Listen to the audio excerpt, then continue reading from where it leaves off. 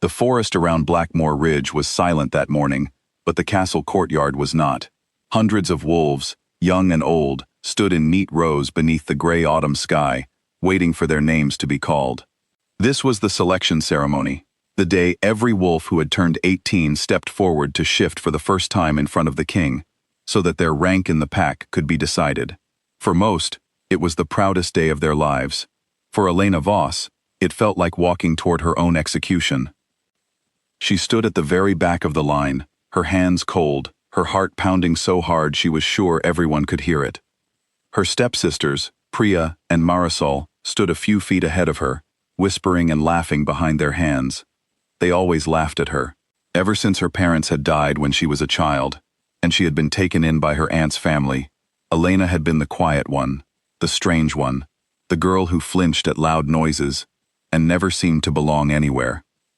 "Don't embarrass us today," Priya hissed over her shoulder. "You know what happens to wolves who can't shift." Elena said nothing.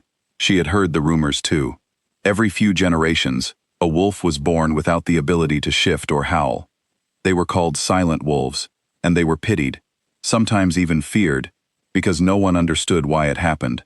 Elena had never shifted, not once in 22 years, no matter how hard she tried in the privacy of her room at night.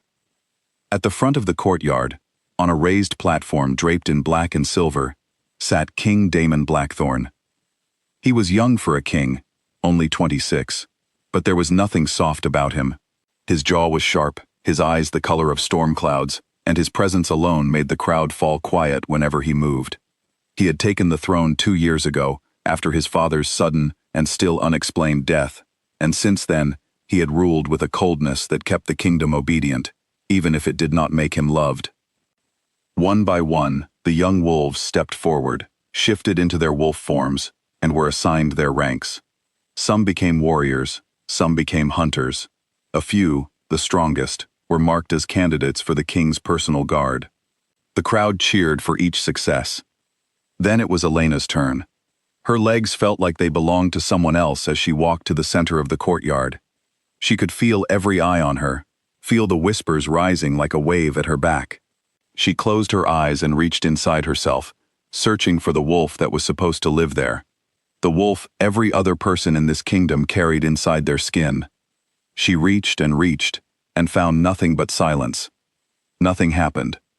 The courtyard did not laugh right away. For a moment, there was only a terrible, waiting quiet. Then King Damon rose from his seat, and his voice cut across the courtyard like a blade. "She has no wolf," he said, his tone flat and final. "She is worthless." The word hit Elena harder than any physical blow could have. Worthless. She heard it echo in the sudden laughter that broke out around her, saw her stepsisters covering their mouths to hide their smiles, saw the pity and disgust on the faces of people she had grown up beside. She wanted the ground to open and swallow her whole. That same day, her family name was stripped from her. She was no longer Elena Voss, of the Ridge Pack. She was simply Elena, a servant now, sent to work in the castle kitchens, because a wolf who could not shift was fit for nothing else. The weeks that followed blurred together in exhaustion and quiet grief. Elena rose before dawn to light the kitchen fires, scrubbed pots until her hands cracked, and carried heavy trays up flights of stone stairs, while the court wolves swept past her without a glance, as though she were furniture. At night, alone in the small servant's room she shared with 2 other girls, she pressed her face into her pillow and let herself cry, careful to make no sound. She had learned long ago that crying only made people mock her more. But something strange began to happen. Kiran, the king's younger brother, started appearing in the kitchens more often than a prince had any reason to. He was nothing like Damon. Where the king was cold and guarded, Kiran was warm, curious, and quick to smile. The first time he spoke to Elena, she nearly dropped the tray she was carrying. "You smell different," he said, tilting his head as though trying to solve a puzzle. "Not like a wolf who can't shift, like something old, something the kingdom hasn't seen in a long time." Elena assumed he was teasing her, the same way everyone else did, and she braced herself for the cruelty that usually followed. But Kiran only looked thoughtful, and after that day, he began seeking her out, bringing her old books from the castle library about wolf history and ancient bloodlines. always careful that his brother never saw. It was through these books that Elena first read about the first wolf. According to the oldest legends, before there were kings or packs or ranks, there had been a single bloodline from which every wolf in the world descended. The first wolves carried a howl so powerful it could be heard across mountains. A howl that could call every wolf within 100 miles to attention. A howl that marked them as protectors rather than rulers. The bloodline was believed to have vanished 1,000 years ago, but the old stories also spoke of a sign. A wolf born silent, unable to shift for years, would be the one to carry the bloodline back into the world, and their first howl would come only in a moment of true danger, when the kingdom needed protecting most. Elena did not dare believe it. She was not a legend. She was a servant with cracked hands, and a name that had been taken from her. But some nights, lying awake, she let herself wonder, just for a moment, if there was a reason she had never been able to shift, a reason that had nothing to do with being broken. Meanwhile, King Damon found himself thinking about the servant girl far more than he wanted to admit. He told himself it was simply because her presence in the castle was a reminder of his own harsh words. Words he had not meant to feel guilty about, but somehow did. He noticed her in ways he noticed no one else, the quiet way she moved through a room, the way she never once begged for his mercy or his pity, even when the other servants gossiped cruelly in front of her. There was a stillness in her that unsettled him, as though she was waiting for something the rest of the kingdom could not see. He told himself it did not matter. A king could not afford to be distracted by a servant, especially not one the entire court believed to be worthless. But he found himself watching the kitchen doorway more than he liked, and he hated himself a little more each time he realized it. The peace of Blackmore Ridge did not last. Word came in the deep of autumn that a rival kingdom, the Thornwood Pack, had grown tired of the border disputes that had simmered for years and intended to settle them with force. Damon doubled the guard, reinforced the walls, and told himself the kingdom was prepared. He was wrong. The attack came on a moonless night, when the darkness was thickest, and the pack's senses were dulled without the moon's light to sharpen them. Thornwood warriors broke through the eastern wall in near silence, and by the time the alarm bells rang, chaos had already swallowed the castle grounds.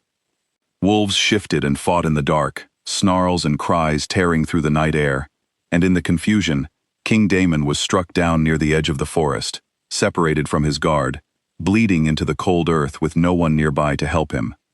Elena had been ordered, along with the other servants, to hide in the cellar beneath the kitchens. But she could hear the fighting even from below, and something inside her would not let her stay still.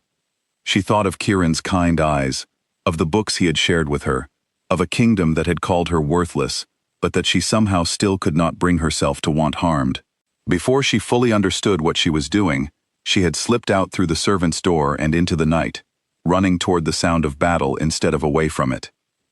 She found him at the edge of the tree line, the king who had humiliated her in front of the entire kingdom, lying in the dirt with blood soaking through his tunic, his breathing shallow.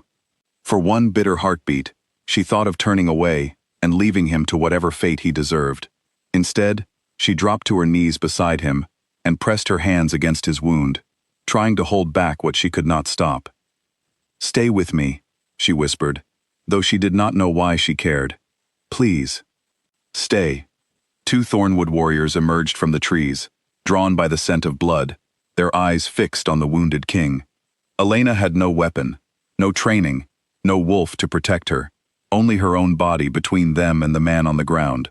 She had never felt so powerless in her life, and yet she refused to move. Something inside her cracked open. It did not feel like fear. It felt like every year of being called worthless, every laugh at her expense, every night she had cried silently into her pillow, rising up all at once and demanding to be heard. She threw back her head, and for the first time in 22 years, a sound tore out of her throat that was not a scream and not a sob, but a true, full-throated howl. The sound rolled across Blackmore Ridge like thunder. It shook loose leaves from branches half a mile away. It rattled the windows of the castle. Every wolf on the battlefield, friend and enemy alike, froze in place, heads turning toward the sound, as though pulled by an invisible thread.